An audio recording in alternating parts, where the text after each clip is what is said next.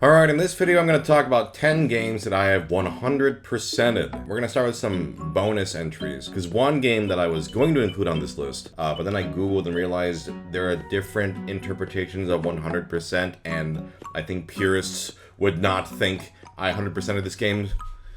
So, that game is Final Fantasy VII, the original. See, in my mind, I was like, oh, I mastered all the materia, I leveled everyone up to 99 or whatever, did every side quest. But apparently there's like, oh, you gotta get 99 of every item or whatever, and it's just, okay, I didn't do that.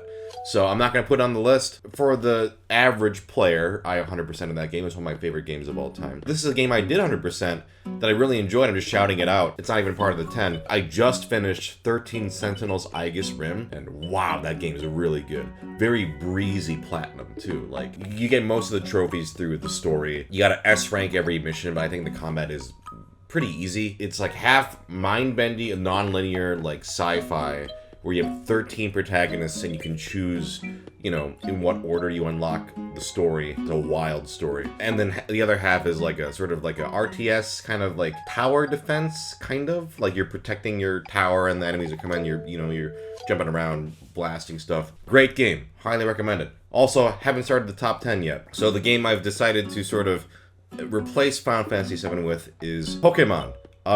All of them. I don't have a living dex. I'm working on it. But I do have the classic, full Pokédex. Every time a new game comes out, I always make sure I fill out that perfect Pokédex each time. And this actually wasn't always the case. I had done Crystal, maybe. And even that was like an interesting story where I had 249 out of 251 Pokemon for like 20 years or whatever. And then finally I was at a friend's house. We were both in college. And we were like, hey, you want to like trade Pokemon? And I was like, give Scizor and Celebi, because those are the only two I need.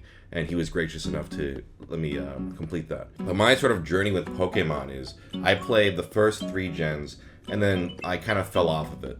And then Gen 4, I was kind of like, I don't like the Pokemon designs. I don't want to play that. I got really interested in Heart Gold, Soul Silver, because that was a remake of my favorite Pokemon game. And then me and another friend, we basically became like sworn brothers of Pokemon, where I was like, hey, I think I'm going to go for 100%. Are you going to do it too? And we basically just like, to this day, supported each other and like trading things we needed. I think even back then, Jirachi? You got to get from like Pokemon Channel or some like bonus disc or something like that. I bought that on eBay to get Jirachi because I had missed out on a lot of like event Pokemon. To this day, like even when I finished Scarlet and Violet, I just messaged him like, hey, can I get some of the Pokemon that are only in Violet or whatever. I'm working on a living dex. I'd like to do it one day. Honestly, during Gen 6, I got a lot of it done. One thing I actually kind of miss about Pokemon Pokédexes is that up to Gen 6, it's like you could fill out the entire dex, and then Gen 7 onward, it's like you get like a chunk, like a specialized Pokédex. But I was the psycho who just loved filling out the whole Pokédex over and over again. So I have so many hours in Pokemon Y. I would consider the complete Pokédex in the Pokemon games a 100%. Alright, let's dive into some of the games I've talked about semi-recently for my most played Steam games. The next game is Vampire Survivors. Very cozy game. Also fortunate enough to, I was a big fan of the game and now I'm in the game. I voiced in the Castlevania DLC. I voiced Richter, Belmont, and Death, which was very cool. Super cozy game. Like, I wouldn't say the 100%ing it is challenging at all. You eventually just do it by playing the game. But unlocking characters is really fun. Finding secrets is really fun. They keep adding more achievements, and I always catch up whenever the new ones come out. But what's fun is that it just keeps throwing in new weapons, and then so every time you come back to the game, at least for me, I keep them all on.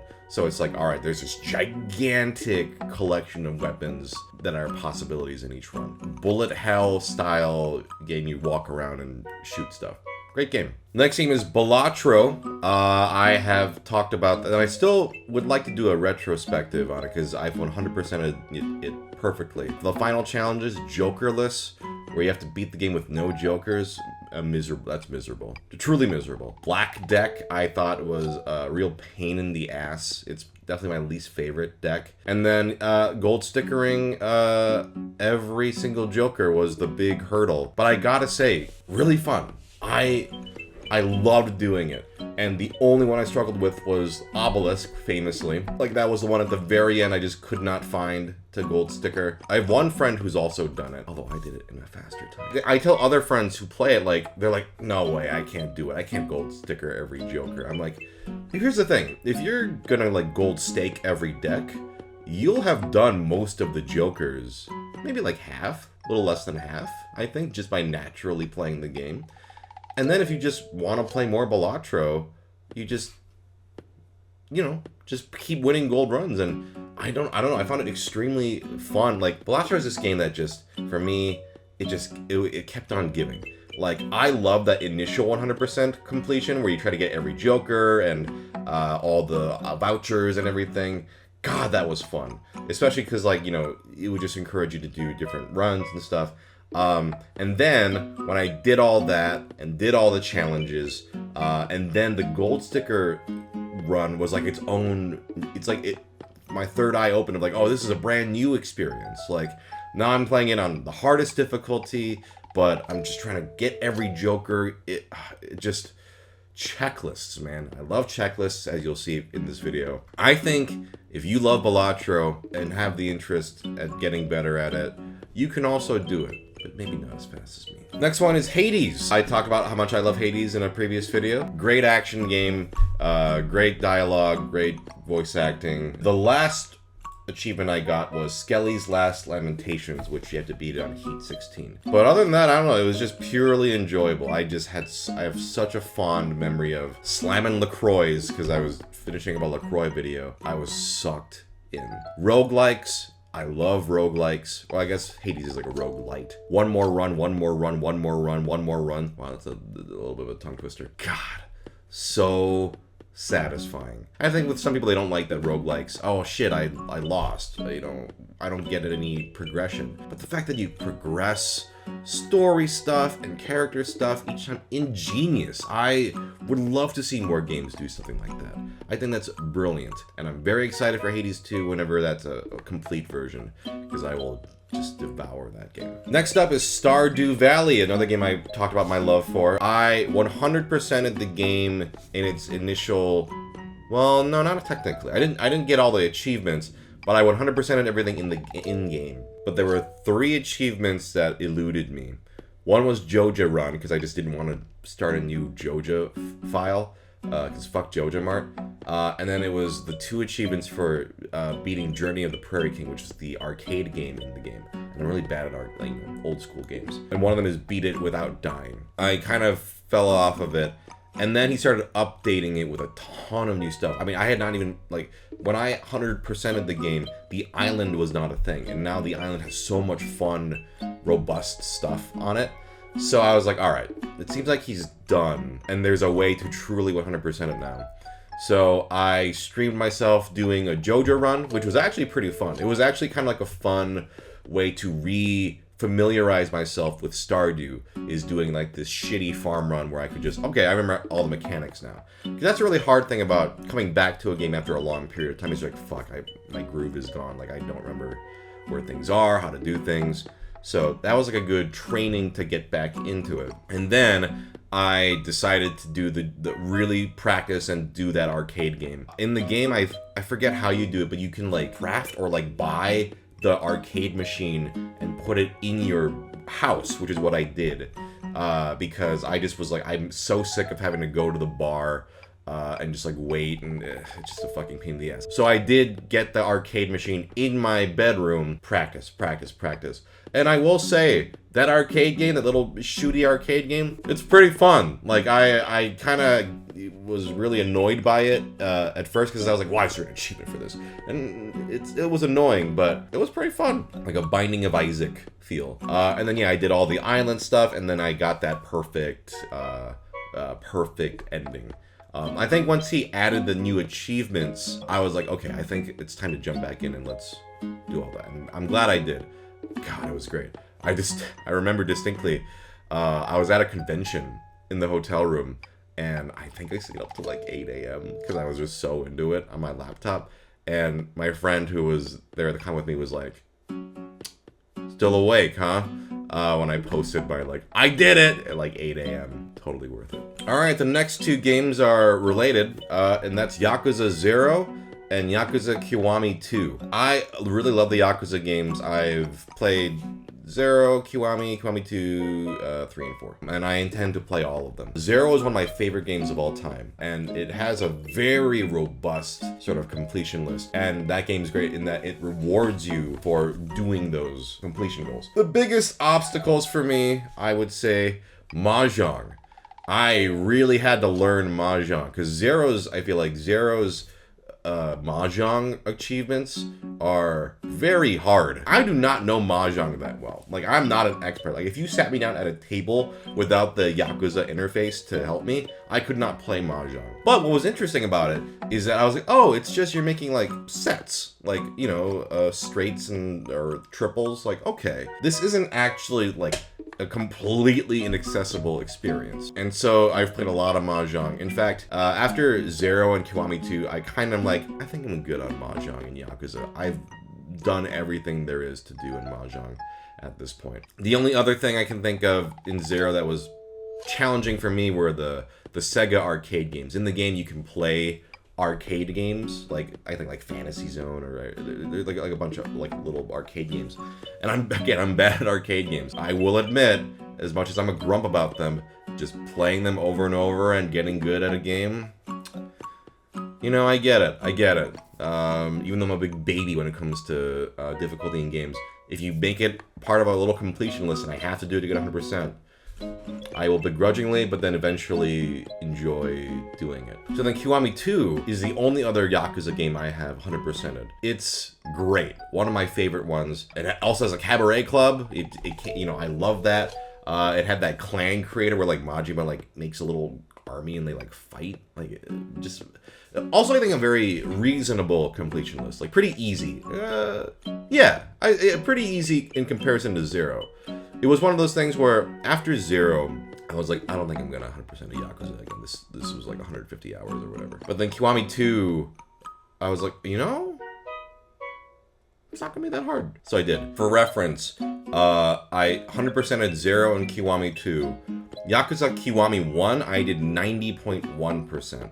Because there were just a few, I don't remember what they were, but there were a few of them that were just like, I don't want to do this. And then I've kind of gotten lazy. Yakuza 3, which I kind of a clumsy-ass game, if I'm being totally honest. I did 60.7% because I was like, some of these mini games I just dislike. Yakuza 4 I thought was very good. I feel like I've done 0 and 2, I'm kind of just more like, I want to play more of them. So I'm less inclined to 100% them now.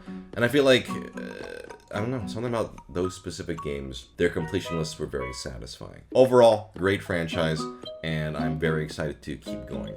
Some of those new games, they look really fun to 100%, so I'm excited. Next up is Dragon Quest XI. And again, one of my favorite games. I've actually been going back and playing through all the Dragon Quests that have been released stateside, so actually all of them except 10. And when I eventually do it, I only have like 2 left. I'll probably do a video talking about them, but 11 is amazing. Whenever people ask, what Dragon Quest should I play? I say, play 11. The accolade list in that game was so fun. It's just this big, expansive Dragon Quest world, and again, checklists. Like, I loved doing like the bestiary, forging, you know, getting all the stuff for forging every weapon or whatever, getting every skill for every character, even the casino stuff. I know people don't like casino stuff, but I can really get behind it. I love gambling. The real pain in the ass though was horse racing. Oh my god, horse racing was a fucking challenge. Again, there's always that one mini game. It's like, all right,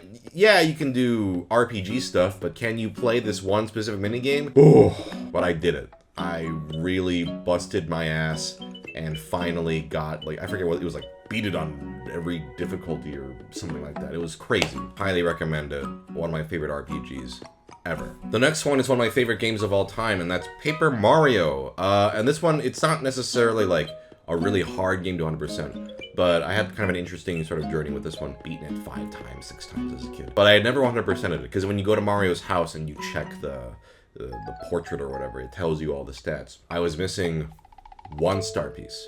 Oh, no, I also didn't do all the recipes. So it was one of those things where I think this might have been, what, 5, 6 years ago. I was like, you know, this is my favorite game of all time. I need to just open up my old file and just 100% it. So I went in, I did every taste tea recipe, which was kind of a chore, but kind of fun to revisit. There was 1 star piece left, and I had no idea which one, so I had to just methodically check every spot the star piece could have been. I don't remember where it was, unfortunately.